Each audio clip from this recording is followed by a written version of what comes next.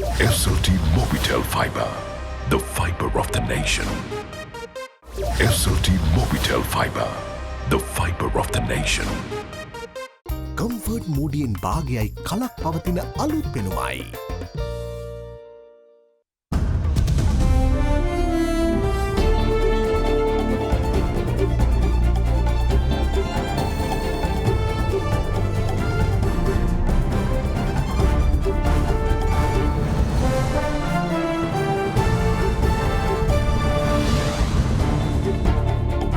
Tonight, end of a standoff. All primary schools to reopen tomorrow. Teachers have to consider each class as a bubble. We are doing only the education works, except that we are not doing any other work. Made in India. Why is Sri Lanka buying nano-nitrogen liquid fertilizer from India when the tech is Sri Lankan? We could not attract a local investor to commercialize the product. A letter from the Pope. The Cardinal convinced of a conspiracy to cover up Easter attack culprits. How can he be turned into a crown witness? Threatens to take the matter before the world. We are not afraid to go international. All that and much more coming up on First at 9, this Sunday the 24th of October 2021.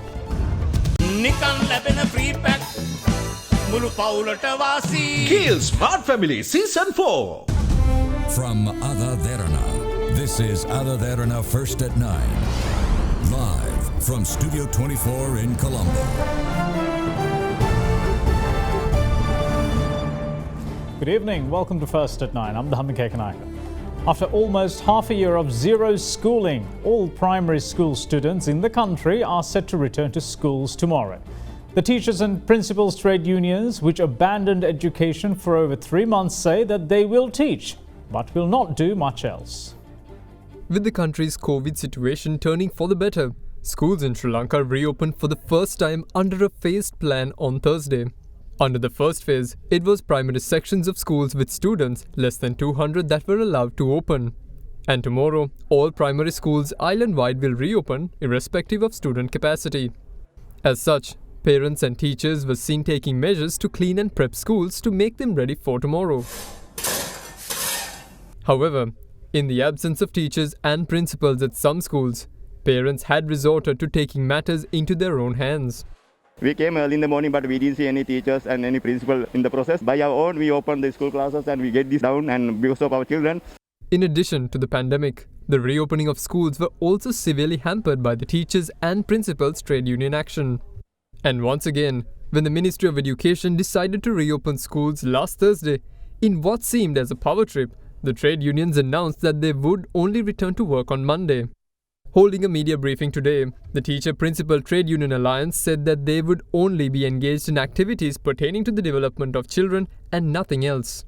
We are reporting to work tomorrow, and we are doing only the education works for the children and their discipline and also their personality building. Except that, we are not doing any other work. The works from the health department, the works from the presidential secretariat, and the 8 standards, likewise lots of many other things there are by the teachers and principals, but we are not doing any of them. However, speaking to First and Ninth Secretary to the Ministry of Education, Professor Kapila Pereira said that apart from ensuring students are trained to adhere to the health guidelines, no other additional responsibilities are given to teachers. This begs the question as to whether the teachers' trade union implied that they wouldn't take measures to teach the children these important things when they said they wouldn't engage in other activities. Despite this being the case, health officials outlined how children must be prepared for schooling in the new environment from tomorrow.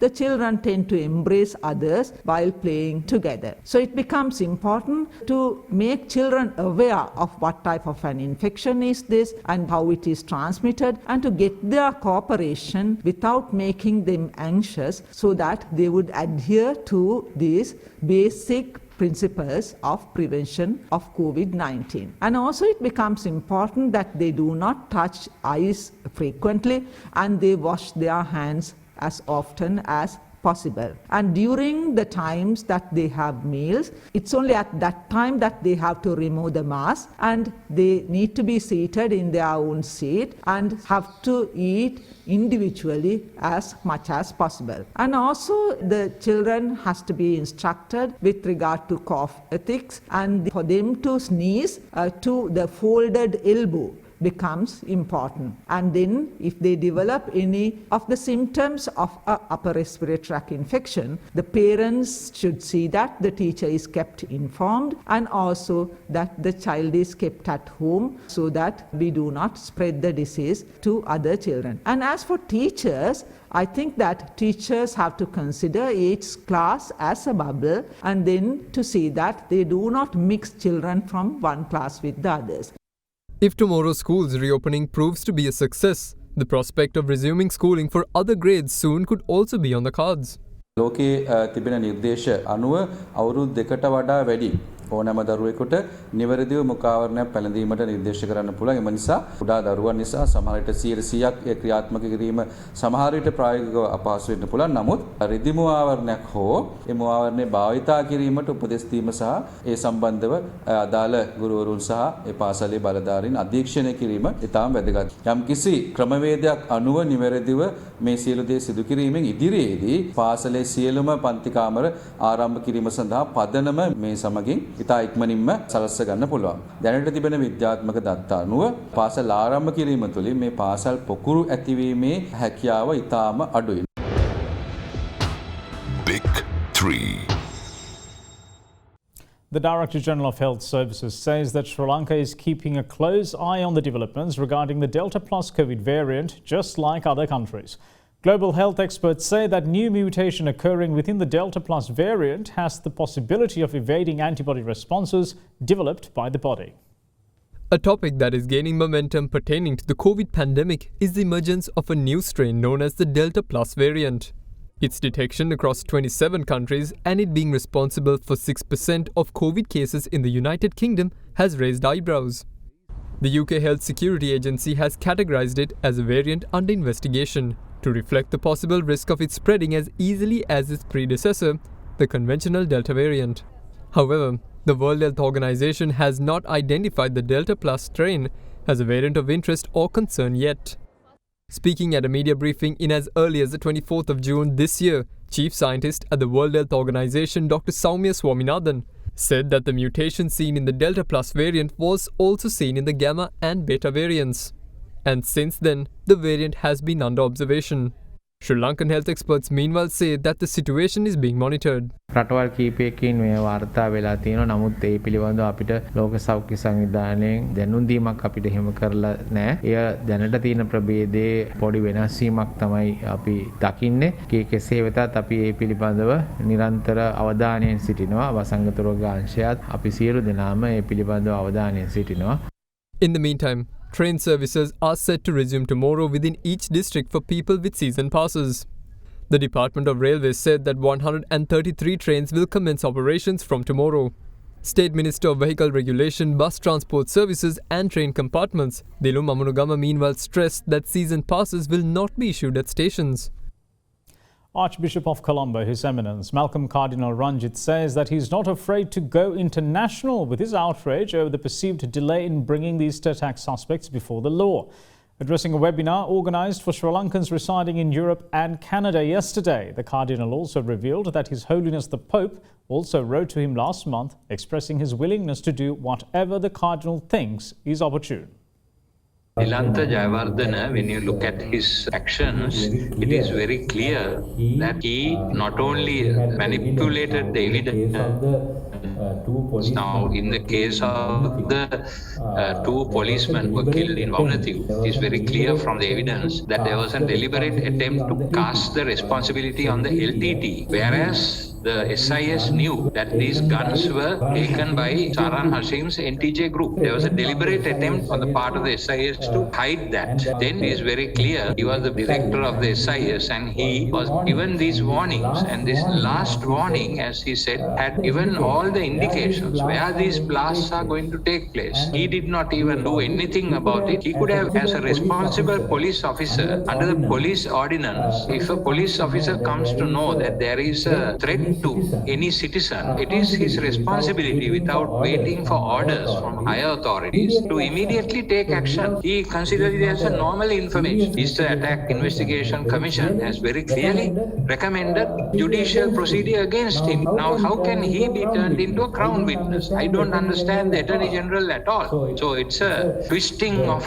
the truth and the twisting of the information. This is unacceptable behavior on the part of any government or any law officer. He cannot be made a crown witness. He has to be prosecuted. The Cardinal yet again expressed his conviction in taking the matter to the international community in search of what he termed the truth. This commission report is a document that is produced, and therefore we can use it in any international panel as proof that the government is not doing its duty in the proper sense of the word. Therefore, we have to go before international fora in order to find the truth of this. We want to know what really happened and who was behind it. We are not afraid to go international. Further, the Cardinal revealed that he received a response from His Holiness Pope Francis to his letter, which conveyed the grievances over the delayed justice to the Easter Sunday attack victims. The Holy Father, Pope Francis, wrote to me this letter, which is written in his own handwriting. He sent this letter to me on dated 19th September. He mentioned it like this. I did a translation. It's in Italian. It says, "Dear brother, addressing me, Cardinal Bagnasco, during the Eucharistic Congress in Budapest, has handed over to me your letter of last 24th August, in which you explained to me about the ugly situation, that the reality of the 21st April 2019 remains without clarity to the public. Also, in the last few days, a message has arrived from the Nunciature in which the same facts were recounted. Eminence, this situation makes me very sad. I promise to pray more, and I remain ready to do whatever you consider opportune. Tomorrow, I will speak with the Secretary of State about it. Please count on me and indicate what would be best to be done from here." So this is the letter that I received from the Holy Father, and as you know, the Holy Father is aware of the situation and he is very supportive of us. මිලියන 18.8 නිවස ලක්ෂ 5ක් ගෙවා දැන්ම වෙන් කරවා ගන්න mulberry residence. Sri Lanka is purchasing liquid nano nitrogen fertilizer from India. But it has come to light that the relevant technology of supplying nitrogen to the soil was in fact introduced to the world by Sri Lanka. With that, the question begs, how come Sri Lanka is having to buy nano nitrogen products from India? The topic of fertilizer in Sri Lanka nowadays is a hot topic. But in recent days, the focus has particularly been on liquid nano nitrogen fertilizer, a consignment which landed in Sri Lanka on Tuesday, the 19th of October from India. According to the manufacturer, the Indian Farmers Fertilizer Cooperative Limited, this product is said to provide several benefits including higher crop yields, better food quality, with most importantly, reduction in chemical fertilizer usage. The last of the benefits bodes well for the island given its attempts to reduce chemical fertilizer use. The manufacturer also says that this liquid nano fertilizer was developed indigenously for the first time in the world by them through a proprietary patented technology. However, with subject experts revealing that the technology of developing nanoparticles to carry nitrogen, which is a key nanonutrient source to the plant, is firstly introduced to the world by Sri Lanka. First at 9 explored the inception of this technology as to how it came about. In conventional farming, nitrogen is supplied to the soil via urea. However, expert view is that 50% to 70% of the urea added to the soil is lost as greenhouse gases or water leaches. This is said to cause environmental issues such as chemicals affecting underground waters. What's more, urea isn't cheap either. Earlier this week, the Secretary to the Ministry of Agriculture highlighted the costs incurred to import 100 metric tons of urea, which is equivalent to 100,000 litres of liquid nano nitrogen fertilizer. For urea, it cost naturally 32 billion rupees. With that being the case, a new technology to add nitrogen effectively to the soil was developed in Sri Lanka with the usage of nanotechnology. This tech was developed by the Sri Lanka Institute of Nanotechnology far back in 2010. We came up with the idea that we can slow down the leaching of urea and also emission by urea by anchoring it into a very tiny nanoparticle based on hydroxyapatite. So this is a very biocompatible nanoparticle. It offered a high surface to anchor urea molecules onto it. Now urea cannot come out of the matrix easily. In other words, it can now release urea in a very sustained and controlled manner. So this was our thinking back in 2010. Then after developing this formulation, we did farmer field trials. So it is not a laboratory formulation. We have scaled up the process and proven it at farmer field for tea and rice. For example, for rice, we were able to save up to about 25 to 40% urea, and we were able to save up to 50% for tea, which means it reduces the amount of urea used per season. Speaking further, head of the Department of Chemistry at the University of Sri Jayawardhanapura and leader of the team behind the discovery, Professor Nilwala Kottegoda also explained the effectiveness of this technology in relations to Sri Lanka's agriculture sector. The unique characteristic of this product is it has 40% nitrogen compared to any other product in the world based on nanotechnology. And also this is a soil application, and it is able to provide the nutrients in a slow and sustained manner to a plant, and in other words, we have minimized the usage of fertilizers in agriculture. Since this technology of using nanoparticles to carry nitrogen into plants being the first of its kind, the technology was rated as a global first by the World Intellectual Property Organization. Though this tech was developed by Sri Lanka, the island is having to import nano-nitrogen-based fertilizer from India.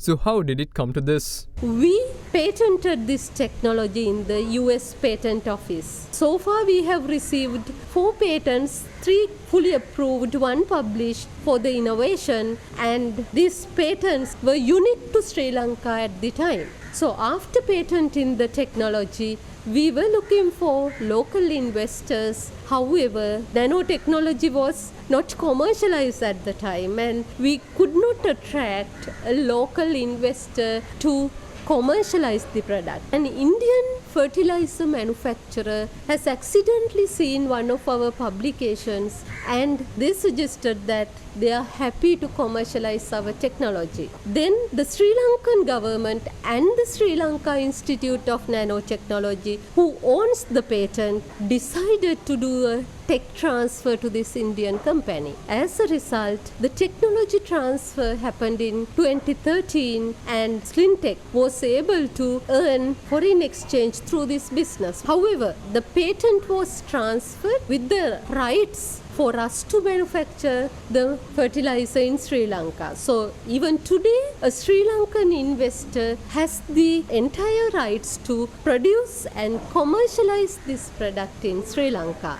At the moment, a pilot project of manufacturing nano-nitrogen fertilizer is set up at the Sri Lanka Institute of Nanotechnology. It is capable of producing 100 kilograms of fertilizer per day. The total agricultural land in the country in 2018 was 281,160 hectares. If this fertilizer known as next generation product can be mass produced locally, it will help to drastically reduce the chemical contamination of the island underground water, despite it being an organic product. In the meantime, Sri Lanka Air Force launched a project to manufacture organic fertilizer in a bid to support the government's efforts in going 100% organic. The project was launched on Friday at the Air Force Regiment Training School in Vanni under the patronage of Commander of Air Force Air Marshal Sudarshana Patirana. Under the first phase of the project, 25 metric tons of organic fertilizer are expected to be produced, with the output also expected to be increased systematically. Further, the fertilizer will be used by the agricultural units of the Sri Lanka Air Force, and it will also be distributed among farmers via the Ministry of Agriculture.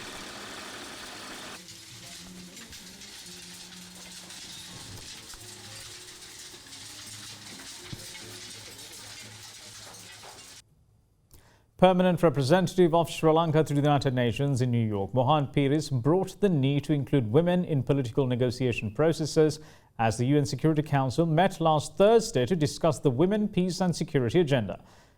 With investing in women in peacekeeping and peace building being the focus, Pires noted that traditional rationale of including women in peacekeeping should be revisited as it is intrinsically discriminatory, and called for both men and women from all walks of life to be treated equally.